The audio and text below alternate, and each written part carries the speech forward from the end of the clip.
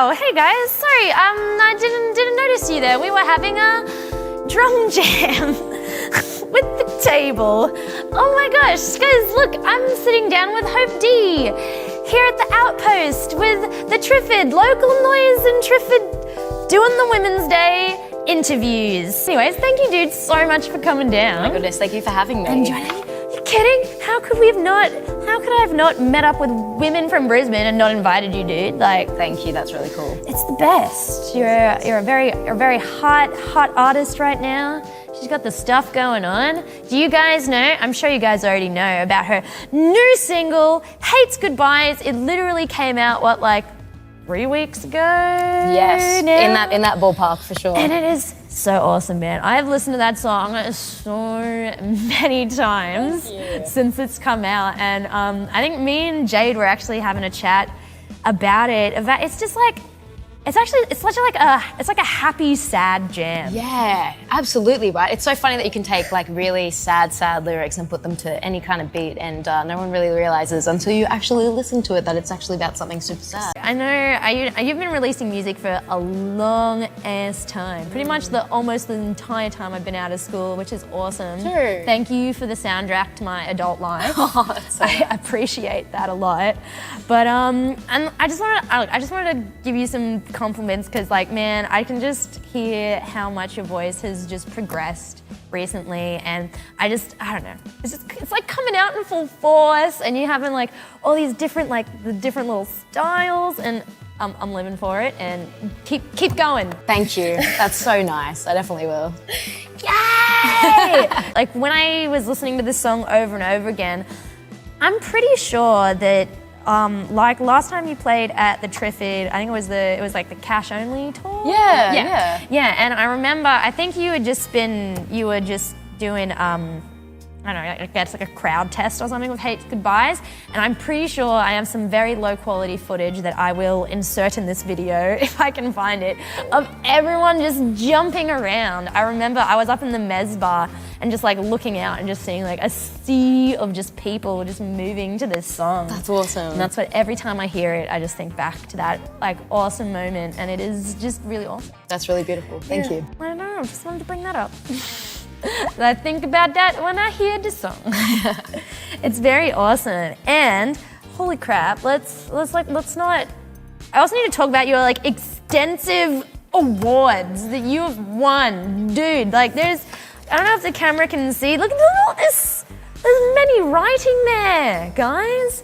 I'll read it. So we got, in 2020, you were the QMusic Emerging Artist winner, which, oh my gosh, that just sent you off. That sent you on your way to bloody stardom, and I'm so grateful. So am I. So awesome. How was it feeling, like, winning that? Yeah. Well, that one was so unexpected. I had no idea, because that was like the first year that award ever came into play, and I, like, even if it was a thing, I wouldn't have thought that I would have gotten it. So I was like, well lit by that point, and they said my name, and I was just like, oh, they probably just said Hope in a sentence, and then like, everyone's looking at me and I'm like, oh my God. And then I like had to go up on stage, and I actually kind of didn't really listen to what they were saying. So I had no idea what I was going up on stage for. And I got up there and I had my Fitbit on at the time, which I was meant to be wearing today. And I remember just like saying a bunch of things like, thank you so much, I am so grateful, this is really cool. My Fitbit says that my heart's beating really fast, so obviously, I literally said that to it. And I was just like freaking out, my heart was like boom, boom, boom, boom, boom. And yeah, it was really cool. And when I learned what I had received, which if I had been listening, I would have known, but I was well lit and I was well tuned out, but it was so freaking awesome. And I'm so grateful for that, because it really was a massive boost, yeah. That's so sick, man. I love that speech. It's like, my Fitbit today, my heart's beating so fast. That's awesome. I love that. That's a great one. And then the next year, you won the Qmusic Rock Award, and you were a nominee of the Triple J Artist of the Year. And then this year, you've been nominated in 2 categories, dude. Yeah. That's so exciting. So you got the rock nomination for Addict, which is, oh my gosh, such a sick banger, man. Thank you. And also, I just wanted to ask your opinion on this. You actually have an official wiki page, dude. Oh my God, how crazy is that? That is so crazy. Like, that's literally like I can quit now. You know what I mean? Like that was been my dream for Like forever. there's a part that has about your career and your life. I don't know. The years. It was pretty sick. Although I think my favorite part is in the opening sentence. It's like Hope D, born 1999/2000. You can pick. You can choose my name. Just like, so well, which one is she? She was born at midnight on New Year's Eve, so it's you decide. I just love that. It's just such a like, they're like, I don't know. Yeah. We should move on to the serious questions, because that was a nice little intro thingy. And these are some good questions. But anyways, let's get into it. So the first one, I don't know, this is just the first question I'm asking everyone. I'm gonna go with it. What famous musicians, dead or alive, would you like to camp with at Splendor? And I'm gonna go with like max three. Max three. Cool. I mean, like I have thought about this one, so it's gonna have to be King Princess because I feel like she'd be wild, like very wild. Oh yeah. And she'd have all the goods. I think she'd have all the goods. I wouldn't need to outsource anywhere. No. Yeah. Sorted. I think you know what? I think that answer is good enough for 3 answers. So I'm gonna leave it there. Yeah. No, I mean, like, to be honest, I think she'd have like 3 days worth of stories to tell you, so you'd be I'd love to hear. Absolutely. Probably just fill you in on everyone's goss. Don't even need to talk to them. No, not at all. I love that. King Princess. All right, that's good. That was a good one. Segue to the next question.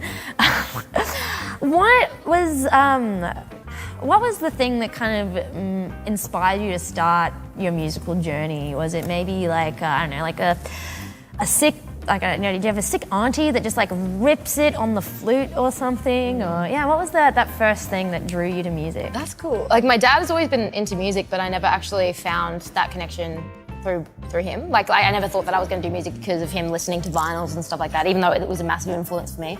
Yeah. The biggest thing to make me start doing music is when my dad actually dragged me to Blues Fest, and I was like actually like upset about going because there was this sick party with a bunch of boys in Brisbane. I was like, Dad, don't take me to Byron Bay. I'm so upset.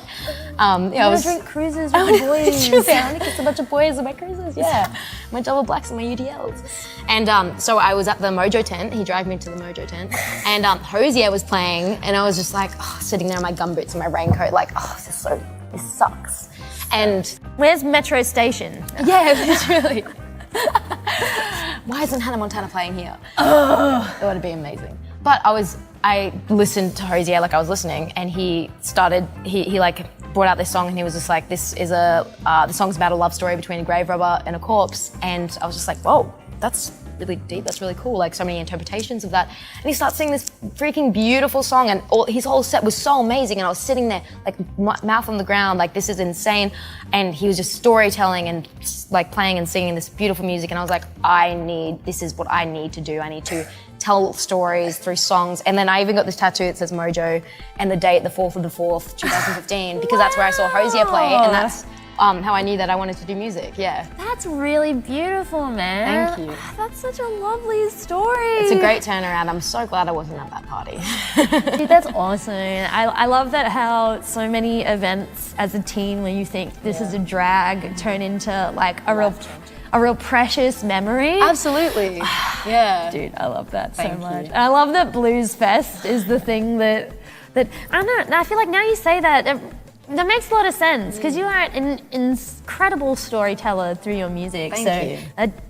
That checks out. Yeah, totally, that all right? checks out. For It's sure. like we're doing it's like we're learning the prequel. Yeah. Of To Hope D. And I like that. I like that a lot. All right, on to the next of the serious questions who are some women in music that inspire you? Maybe whether it's, on a daily basis, or if there's one person, like one woman you think of that really stands out as like the music queen that you send your blessings to. Oh man, okay, there are a few, but I'll name just a couple. First of all, one of the other reasons I kicked on with music, because I knew that I was a woman in music, and I knew that I was just like the soloist at the time, and it's really hard to be heard in that way. So Tash Sultana, she was a solo queer looping artist, which is exactly what I was at the time when I first began. And I was just like, she's killing it. Like she's absolutely like murdering the scene right now, and she's just this one single woman and she's queer and she's playing all this incredible music and all these people want to see her and she's selling out shows. So she inspired the hell out of me, and that's like one of the biggest reasons I kicked on. Yes. And then also, I hope I say her name right, Hannah Joy from Little Kids, because I'm pretty sure she toured while she was pregnant, and that's like freaking amazing. And obviously like their music is amazing. Yeah, so those. There's some strong energy there. Yeah. Man. Like I remember, I just have a dance teacher, and when she had a baby, she was teaching us dance like her baby. Just like strapped to her chest. We had choreography to get through, and I have like a lot of respect. I love it. That's so It's sick. so cool. I would love to be that baby. Dude, right? You just have a great time. Just look in the mirror, You're just bouncing. Like, you're bouncing. All right, good segue to the next question, which is, what song makes you feel empowered? Like, what's the song that you put on to get pumped up before, like, you know, going to a show or to like an extended family meeting? I love that. Okay, I can't think. It's literally, sadly, everything by this artist. So I can't. But I'll try and think of it while I say the name. Remy Wolf, like anything by Remy Wolf, I'm absolutely obsessed with. And just her lyrics are just so freaking, like, she doesn't give an F. Like, she just says anything and it's just so received and it's so powerful. Yeah. She could like literally say anything and I'd be like, yes, slap me in the face.